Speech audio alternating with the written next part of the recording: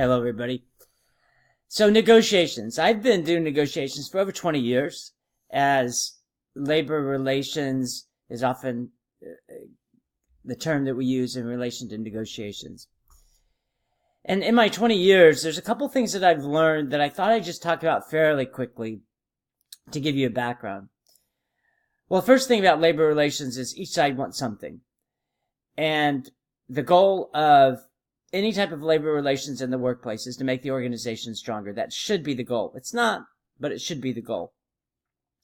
The organization, their goal is to utilize their resources, which in this case is the employees, to the best possible use that doesn't compromise the organization's future.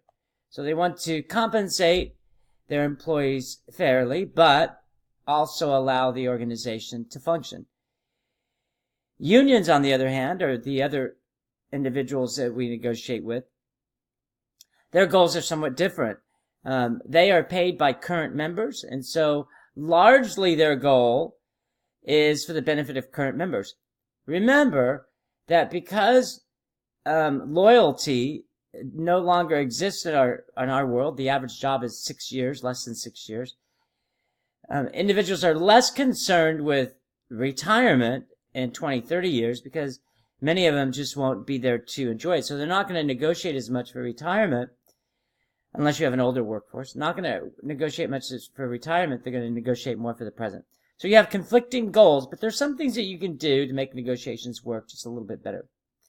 First,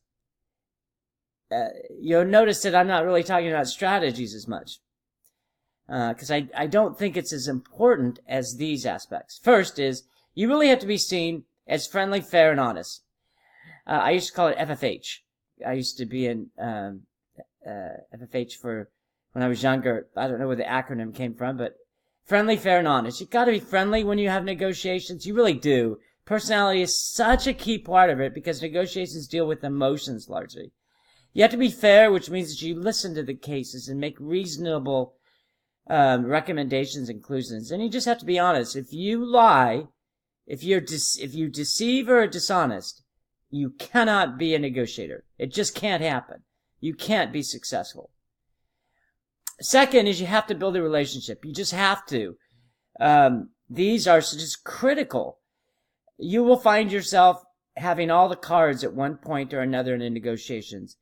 You will find that they have all the cards at one point in the negotiations. And unless you have a relationship where you can actually say, hey, I really need this one, or they say, I really need this one, or can you help me out here? Unless you have that relationship, it's just going to be very difficult for you.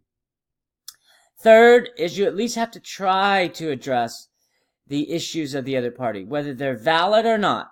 You have to make a concerted, again, honest effort to at least address those concerns. Well, let's talk about this a little. Let me better understand it. Let me see if there's at least something that I can do. We used to call it let the other side save face. We used to call it at least gives the other side at least a win so that they can be seen as winning something. Whatever you call it, you at least have to address the needs of the other party.